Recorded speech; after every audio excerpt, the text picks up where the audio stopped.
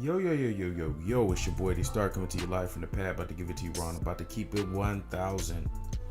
1,000. So, Lakers lose to the damn Clippers for the season opener.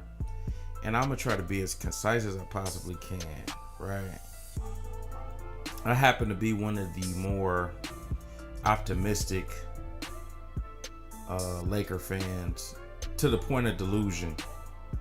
I don't want to give up on a player because of a bad game or things of that sort. But look, man, I'm just flat out keep it 1,000. Today was just a bad game for the Lakers all around. It wasn't so much that Lonzo Ball had terrible ball movement. His ball movement was good, but it just was Patrick Beverley just schooling Lonzo Ball. I mean, just shutting him down. Lonzo Ball having no answer because Lonzo Ball, and I've said this before, he doesn't have that offensive skill to just take over a game and dominate a game offensively. So Patrick Beverley was on his ass like flies on shit. I'm just keeping it 1,000. And I can tell by the second half, they were already, especially by the third quarter, their body language was already dejected. I wish Kyle Kuzma could have started for some reason and kind of been that spark plug to start, but instead you had Ingram, and Ingram was just playing trash, like garbage as fuck. Like, man, he was shooting his ass off. He wasn't afraid to take no shots, but they weren't falling in. And you know, Lonzo had it wasn't a great game. He got 9 rebounds. He got 4 assists. He only took 6 shots. But out of those 6 shots, he only made 1. He was just completely shut down. And it was an embarrassment. From what I've seen online, he invited a lot of people to see this game. And it wasn't good at all. So, my only gripes about this is, hey, you know, it was a really bad game. It just shows you how bad we are as a team, as far as the chemistry right now. Everybody keeps saying Lonzo needs shooters. Everybody keeps saying the Lakers need more shooters. KCP, I think he's out on a suspension because of a DUI, and I mean, this is just what it's going to be. I think this is just what it's going to be for the rest of the season, where you have guys. Man, okay, I'm just going to keep it real. I think Lonzo, because of his pass first mentality, he's almost too unselfish to a point where it's almost like he doesn't appear like the alpha. And I think that he needs, it's not even so much of his game. I really love Lonzo's game. It's just more of a mental thing, like body language.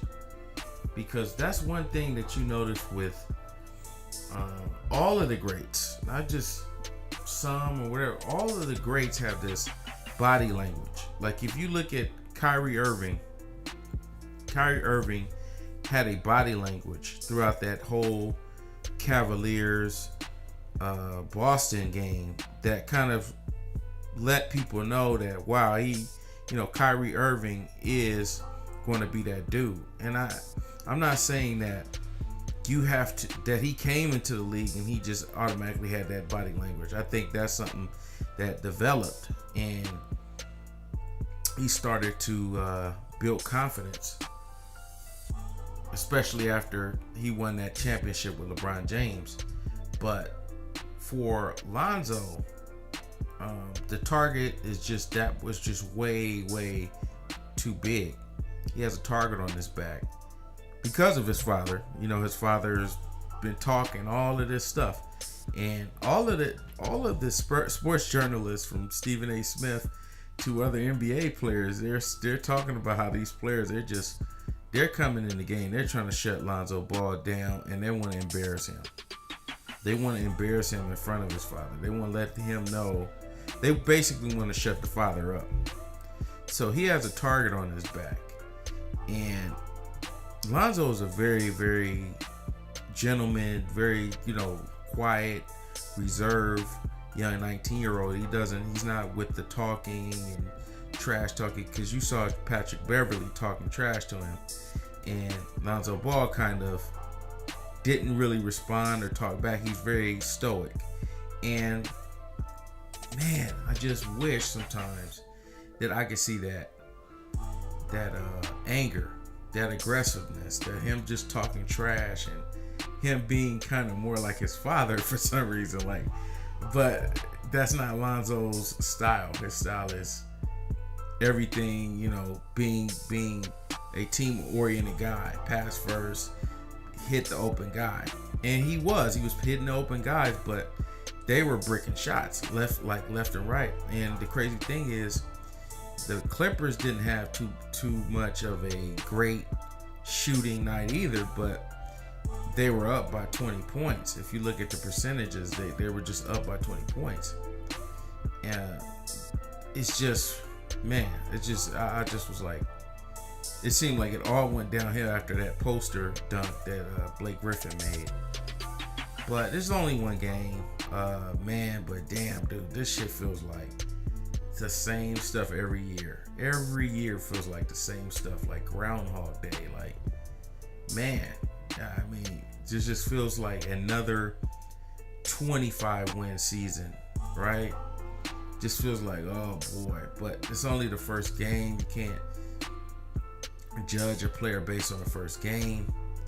I remember D'Lo was struggling his first couple games as a Laker. I don't know if he struggled this bad, but it wasn't he didn't have that great of a start to the season. And people were saying, oh man, this dude's a bust. This dude's ain't gonna be this and be that. And look at him now. He just scored 30 on the Nets. I'm pretty sure he's gonna be getting more PT because of Jeremy Lin's injury. But that just goes to show you that, man, the different players all develop differently at different points of the game. But we just got to give it time and see. The Suns is another game, but man, was I disappointed? Hell yeah, I was disappointed. Do I feel like the Lakers will continue another bad season of just getting outplayed? Man, yeah, it feels that way, but you got to keep the hope.